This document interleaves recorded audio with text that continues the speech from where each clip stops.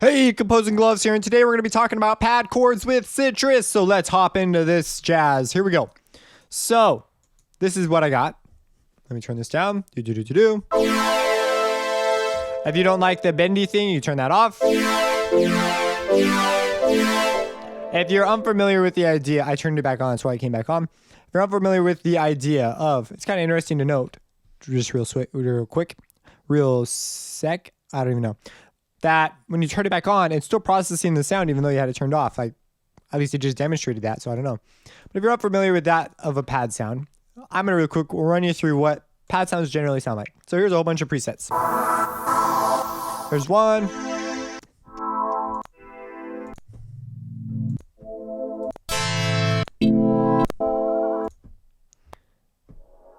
So hopefully you're picking up some sort of a pattern. They could be a variety of things. Sometimes they don't even sound like a sound that would be like a tone. Sometimes there are these weird atmospheric sounds, which I put in a different category than pad. Normally they sound to me sort of like a chord thing.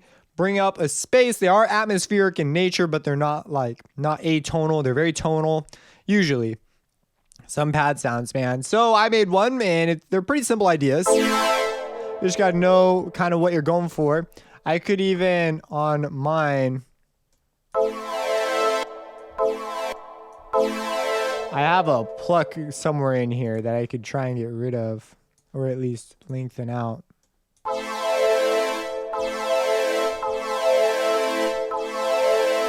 No, it's not that. It's 4?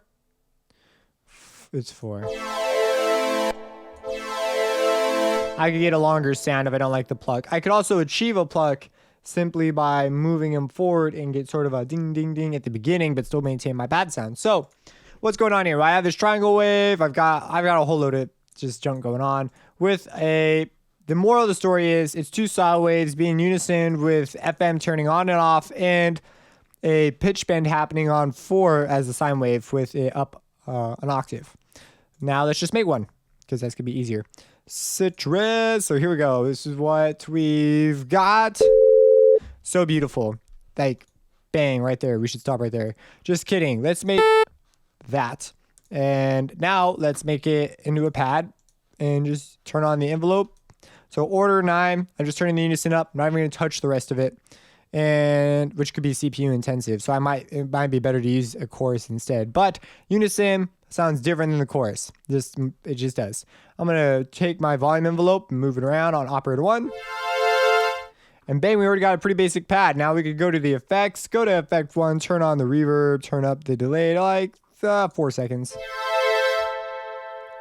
And we've got it. Now this is going to get pretty loud, and a pad sound isn't meant to sort of stick out. Sometimes pad sounds have that problem, like mine sort of did. And what you do is you just go through, find the envelopes, and bring down the attack phase. Make sure that it doesn't go like super high. So that's that. Now let's make it more interesting. Let's add in let's FM it. Let's turn a volume envelope on 2 so the FM changes over time. And we're gonna make it long envelope. And this one can go up to the max because 2's not coming out separately. We'll have it turned down and then up and then all the way down and then woo, all the way back up. And this release on the end of these envelopes doesn't matter because they're pads. That's why. We're getting weird sort of choppy things. So let's turn on some oversampling to work with. That gets rid of the choppiness. Now this, as you can see, my CPU spikes quite heavily. 22, man. So when you render it, just remember to turn your render setting up to like 8 or 16. It will take a while to render, but it'll be better. So that's that. Now let's go to 4 if you want to create that sort of pitch tone. Because now at this point, you could like come in here and you could create a very particular, carry wave, which could be pretty cool. Now, if we go over to 4 and put it out, we get a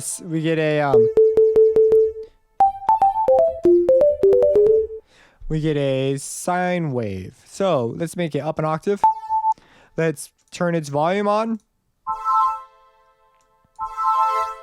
And what would be cool is if we did a pitch movement. So we're going to turn on the envelope. We're going to move the pitch around.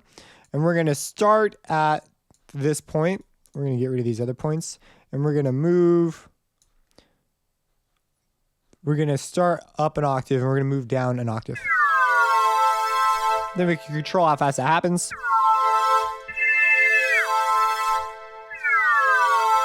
So you can get a... So that's how I did that. It's pretty simple. We'll add some reverb to that too.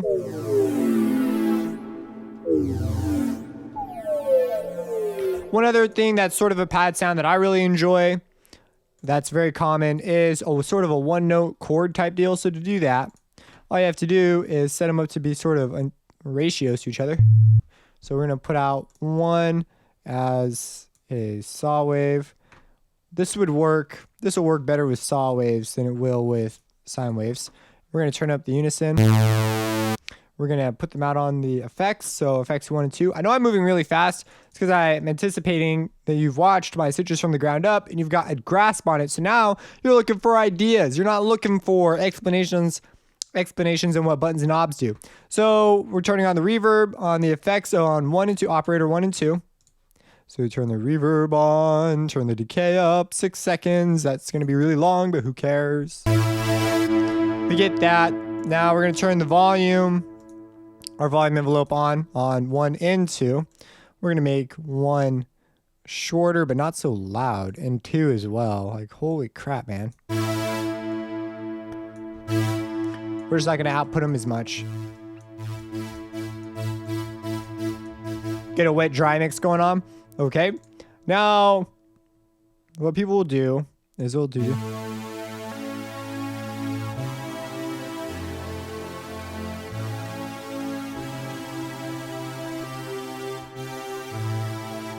They'll do something like that. We could...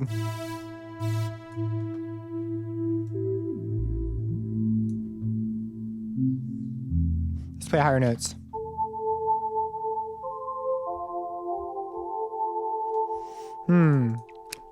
Let's try and do this with a Hertz offset. So we'll do 1.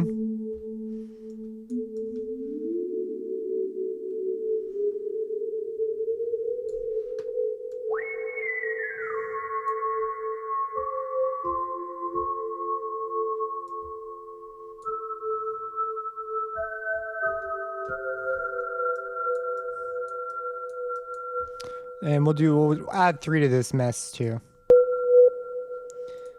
Well, as you can see, we need to do a volume envelope.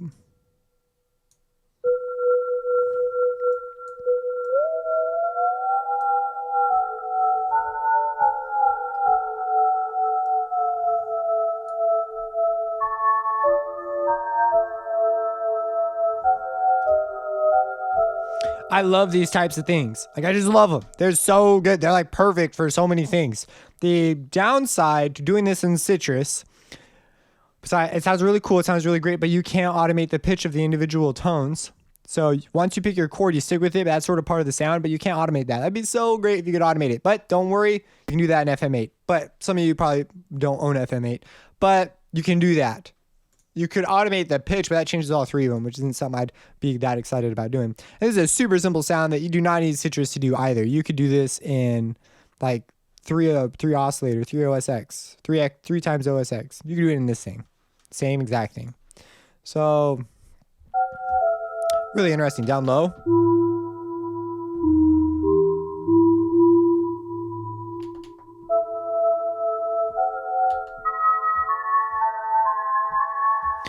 So that's pretty cool. If you have any questions about pad sounds, let me know. Subscribe and have a blessed day. Pad sounds.